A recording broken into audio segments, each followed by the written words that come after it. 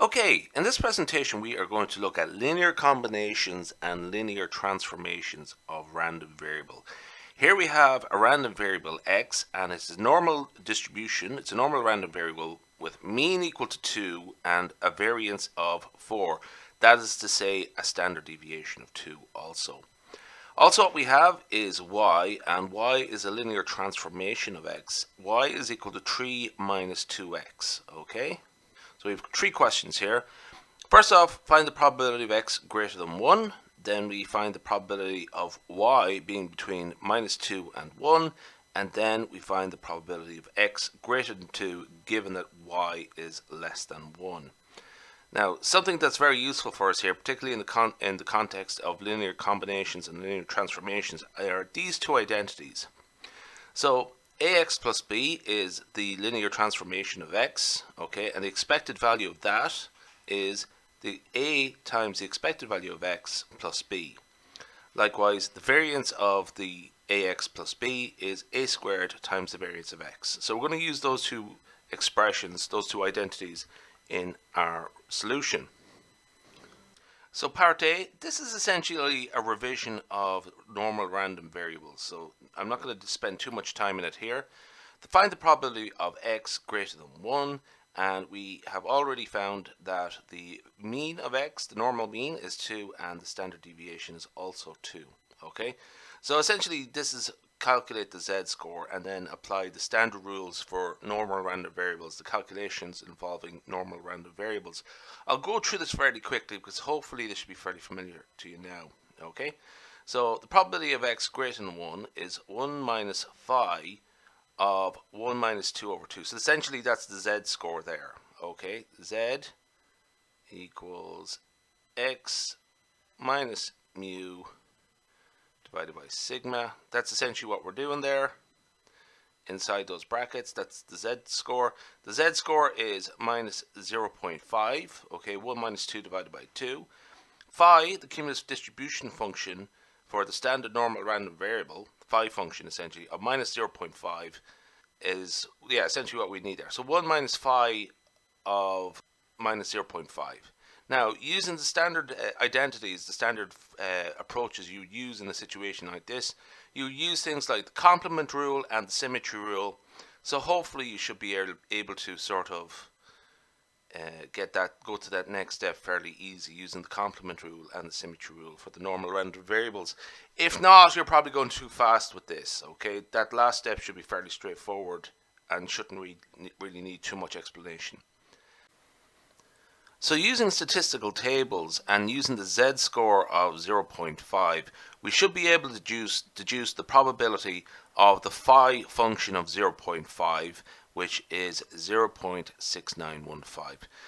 So that should be straightforward enough. And again, if you're not familiar with that, you're probably going a bit too far for what we're doing here. Okay, so part B, next question. What is the probability of y, which is the linear transformation of x? What is the probability of y being between minus 2 and 1?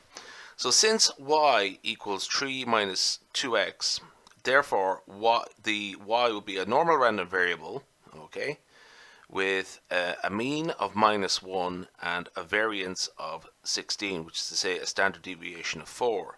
So that's invoking the identities here, okay. So y is equal to 3 minus 2x, or in other words, minus 2x plus 3. So a is equal to minus 2 and b is equal to 3. So the variances should be straightforward enough. A squared is minus 2 squared was 4 times the variance of x, which we were also told is 4. Let's just go up here, just double check that. There we are, up here. And that means, so it's 16. The expected value of x is a, which is minus 2 times 1 plus 3, which is minus 1. So minus 1 and 16 is the mean and the variance of y. Okay, so what we're going to do here is calculate the probability of y being between minus 2 and 1. Okay, so again, z-score. So essentially this is the interval, and what we're going to do is calculate the phi function for both the upper and lower bound. So we get the phi function corresponding to the upper bound. In this case, the upper bound is 1. So we start with that. Here it is there. And then we subtract the phi function, which is essentially the probability corresponding to the lower bound. Okay, so it's the upper bound minus the lower bound. That's the idea of the interval.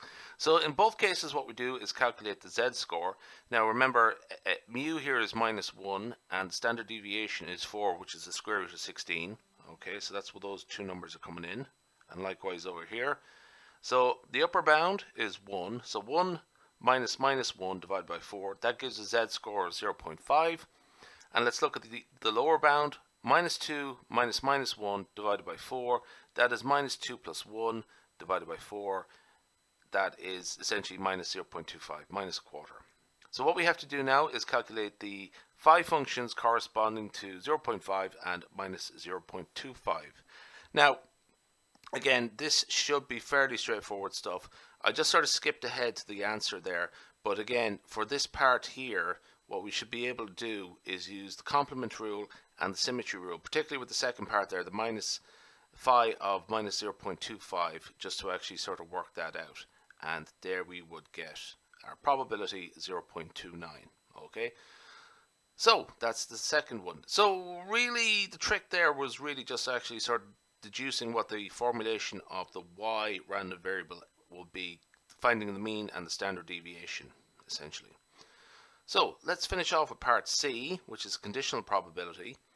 Find the probability of x being greater than 2 given that y is less than 1. Okay, so we can rephrase that as what is the probability of x greater than 2 given that 3 minus 2x is less than 1. Essentially use what the linear transformation of x is, just sort of keep things simple really.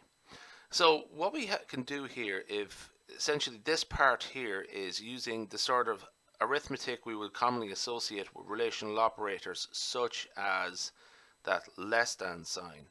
Essentially what we can do is subtract 3 from both sides. Okay, so we would end up with -2x less than -2, and then we negate both sides and divide it by 2, which means when we negate both sides, essentially we switch the direction of the relational operator. Okay, so what we would get there is the probability of x greater than 1. Okay, so we've two things to find. What is the probability of x greater than 2, and what is the probability of x greater than 1? Actually, yeah, so anyway, so using the standard approach of the conditional probability, this phrase here, this statement here should be written as follows.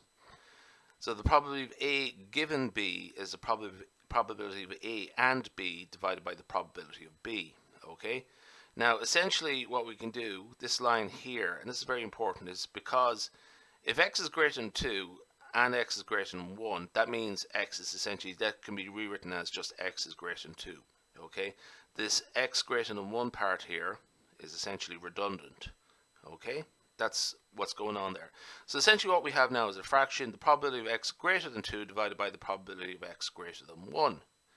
So what we're going to do is get the z-scores of 2 and 1, get the corresponding phi functions, and then just divide out, or get the complements of those and just divide out. So the phi function of the top is, the z-score for the top one, 2 minus 2 divided by 2, that's 0. Okay, so up here we have probability of x greater than 2, that is, turns into the 1 minus the phi function of 2 minus 2 divided by 2, which is 1 minus the phi function of 0. Okay, likewise the denominator, probability of x greater than 1, the z-score for that is 1 minus 2 divided by 2, and we get the phi function of that. So that's what we have here, this line here. So using statistical tables like the Murdoch-Barnes and the usual techniques, the symmetry rule, the complement rule for dealing with normal probability calculations, we should end up with 1 minus 0.5 divided by 1 minus 0.3085. That is to say 0.5 divided by 0.6915, and that should work out to be 0.7230. Okay, that's it.